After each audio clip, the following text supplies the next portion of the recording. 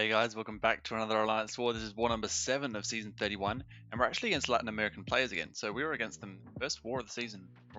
We're up against them again today, which is not super common. It's the first time it's happened to us, or to me, in a while. I think just facing the same ally twice in the same season.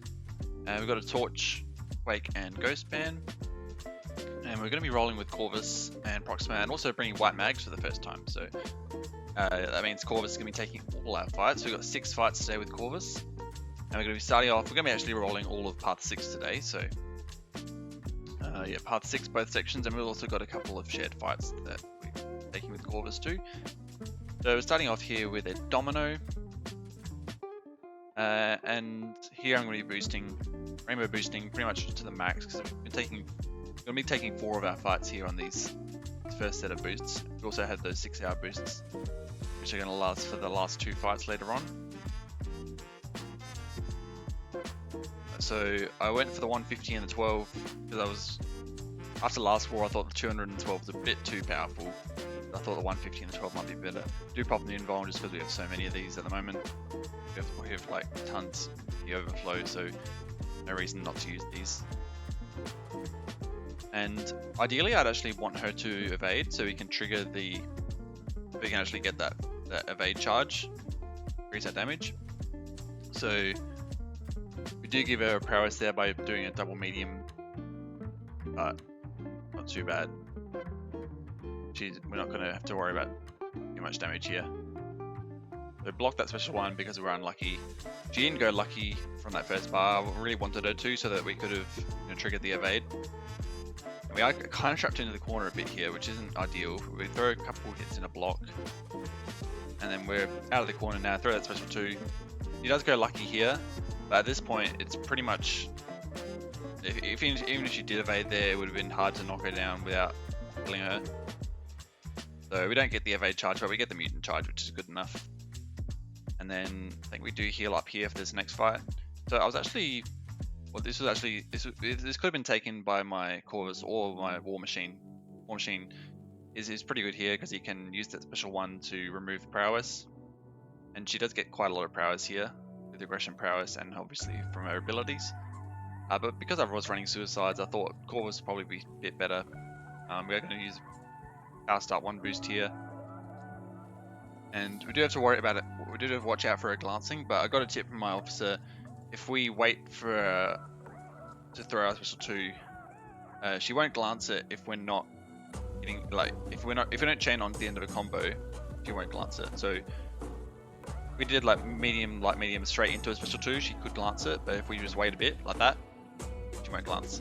And she got it down to like 1%. We were just a tiny bit short, which does make this fight a bit longer. But yeah, it was super safe. She goes down in couple of seconds. And then the next fight we have is actually in the node 25. So this is the Footloose node and also Kinetic Transference. We've got a M.O.D.O.K here. I'm going to be using one of our White Mags pre-fights here. So that passage's done, and also a bit of extra attack. Don't really need it, but it helps. And we also have a couple of read pre-fights actually from an alliance mate, which I can't complain about. So we trigger that auto block there, which is nice, which means we can knock him down pretty quickly, get that true strike so we don't have to worry about that auto block anymore. Yeah, nice little incept there. He does have high grounds, but that's not really something we have to worry about. He's not going to get any more than 1. Get that special 2 down to 2%, and I was kind of caught off guard because I was ready to throw another special, but he was too quick for me, but luckily I wasn't being clipped by it. And then I thought I could get a little bit of willpower healing here, but that was a bit stupid because we were pretty boosted, so it wouldn't heal us that much. And then straight on to Path 6 in the second section, we got a Stryfe here. Nothing really to worry about here. Is like prowess. If he has 3 prowess, he has unblockable special or something, but that's nothing to worry about. As long as we could just bait that special 1, we'll be fine. Probably should have healed up, but I think we would heal up in the next fight.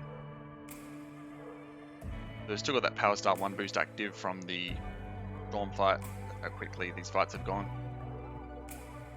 And so we bait that special 1, he goes visible for a few seconds, but we're fine now. He actually glances that last hit of the special 2, which is unfortunate. means we don't get back to another second special 2. But we just finish off there, the special 1. So yeah, pretty simple. And then this is a couple hours later, once we've got more energy, we're going to be taking our last 2 fights here. Starting off with the cable, just like the Stryfe fight, he's pretty simple here. And if he gets 3 prowesses from the nodes or his abilities, then not his abilities, but from the node, then he has unblockable specials. But you know, if this fight goes according to plan, he won't have to throw any specials at all. We do throw a second power start 1 boost on. That's going to last for this fight and the next and our last one. And you do have to be careful when we're parrying, because that will give us a disorient, but for 20% disorient, I think. Yeah, I think we did do that at the start, but it's not going to affect the fight that much.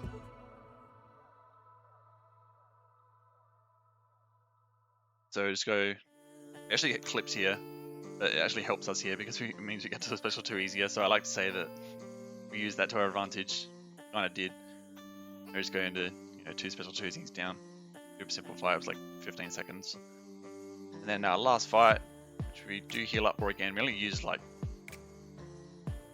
2 of these potions and 2 6k potions. So it's quite cheap fight. Quite a cheap war.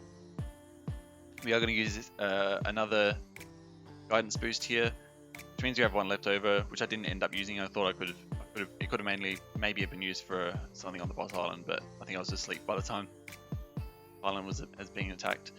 But here, yeah, we got a node 39 Killmonger, so ebb and flow intercept and crumbling armor. We're going to get the intercept pretty quickly, which we do there. And he clips us a few times, but we go for the parry. I'm not sure why it didn't give him a number break, maybe because of Mighty Charge. But we go to a special 2. Luckily the reverb wasn't too bad because we activated it when he was pretty low on power.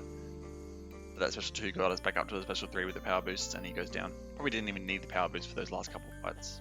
That was our war. Super simple, super fun actually with Corvus. So fun using him again.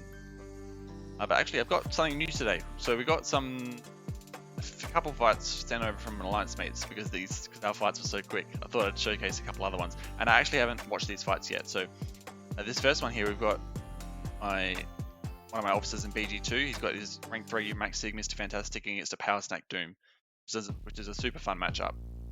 You know, I love my Reed Richards, and he's a great counter to this fight.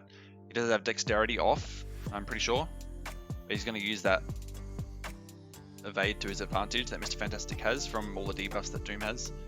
And you see he's able to reverse the healing that Doom would be getting with those petrifies, which is awesome. And yeah, this is a really strong start to the fight. If he does activate Power Snack, it's not going to have too much of an effect because those petrifies, and you see those heavies barely giving him any power because oh no, my bad, he does have a dexterity. But the shocks aren't they're actually healing him because he has that other pre-fight that reduces the potency of the defender's damage over time effects, right? Now he's got 3 of each, which is the max. Awesome. Now you can go for special 3s and get that massive fury. He looks like he also has damn it, I forgot the name of the mastery. The one where it gives you weakness. Oh, I'm blanking, but you guys know what I'm talking about. So he's got 12 debuffs at the moment, 13 with the parry. Probably wants to get that weakness before he can go for another special 3, for a first special 3. So yeah, those heavies are doing work. So he goes to the special 3 with 11 debuffs. That's going to give him quite a big fury. He's still 82% health, so this fight is pretty much full butt over. It's going to take a lot to go wrong here for him to die. And still the first 2 minutes of the fight, so Mr. Fantastic, even without critting, is doing quite a lot of damage. Thanks mainly to those debuffs, looks like. And running max to spare with Mr. Fantastic is really, really handy. The special 1 almost gets him down, then the debuffs do the rest of the work. Wow, that was such a cool fight. Alright, the second fight we have here, this is a thing on path 4. So steady build up fury. We used to take this path a lot back in NXTP1. So he's going to be using his rank 3 Apocalypse against Thing here. So So if Apocalypse gets 3 debuffs, he's gonna get a pretty big fury until we loses all his debuffs. And he won't be able to lose all his debuffs because that heal block there is permanent. So he has that passive fury there thing. That's going to be the rest of the fight. It's going to give him triple attack, I think. So he goes straight for a special 2, gets the concussion. That's going to, I think, grant rock stacks a bit. So he gets up to 15 rock stacks there. He wants to bait out a special 1 now. Come on, throw it, buddy. This is the fight from Alva. He's one of the officers in BG3. You're gonna go for the heavy to refresh? No, maybe just gonna go for another special 2. And he does have the cable synergy, which makes him. This was his first fight, I think. Makes him start with 4 of his persistent charges, which is ideal. He gets up to 15 again. Baits as a special 2. Is he gonna go for a special 3? No, special 2 again. Which is doing quite a lot of damage. He does have a power boost as well, which is helpful. Looks of it. And Apocalypse is so tanky, man. He's barely taking any damage, even with things triple attack. Goes for another special 2. Sorry, special 1. What am I doing? That gets him right up to 15, which is ideal. Gonna bait out another special 1. Awesome. Those debuffs are doing work. Yeah, super clean fight. Alright, well that was our war today, guys. Hope you enjoyed. So the last time we fought these guys, Latin American players, we actually won pretty convincingly. 27-10. Quite a solid start to the season. Gave us, a bit of momentum into our losing streak. We lost the 4 wars after that, but then we won against Elite, obviously, and now we actually beat Latin American players again. But it was such a weird result when I was looking this morning, because when I went to bed last night, it was we died like 13 times out of our 130 fights, and they died like 11 times out of 120 fights, so it's pretty close. And we actually died 22 times in total. They died 14, but they missed 4 fights. I don't know how that happened. But that meant they lost a lot of attack bonus. Because we won, even though we had 8 more deaths, we won an attack bonus by 300 points. Which meant we won the war overall. We won by just almost 500 points. So yeah, kind of crazy. Yeah, sorry, it was more than that, because the exploration points was we won by a lot there because they only explored 97.9%. But yeah, it was pretty crazy, and but it's good. We'll take it, because it means we move up a bit further again on the leaderboard. Keep baby steps towards masters. It's really slow today. But yeah, we're Platinum 1, rank 10 at the moment, which is good.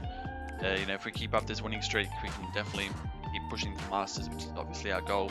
We've got 4 wars left, and hopefully we just keep pushing, make those baby steps, and we'll finish masters by the end of the season. But yeah, thanks for watching, guys. This is really probably my favorite war so far of the season. I had a lot of fun this one, and I hope you enjoyed, and I'll see you in the next one. Peace out.